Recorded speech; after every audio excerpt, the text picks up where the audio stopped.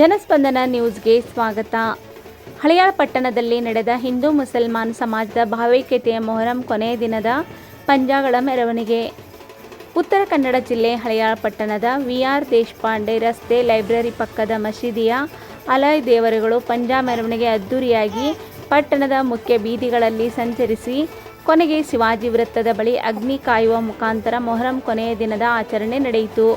ಹಿಂದೂ ಮುಸಲ್ಮಾನ್ ಭಾವೈಕ್ಯತೆಯ ಸಂಕೇತವಾದ ಮೊಹರಂ ಹಬ್ಬದ ಅದ್ದೂರಿಯಾಗಿ ಜರುಗಿತು. ಈ ಹಬ್ಬದಲ್ಲಿ ಭಕ್ತರು ಭಾಗಿಯಾಗಿ ಅಲಯ್ ದೇವರುಗಳ ಸೇವೆಗೆ ಪಾತ್ರರಾದರು.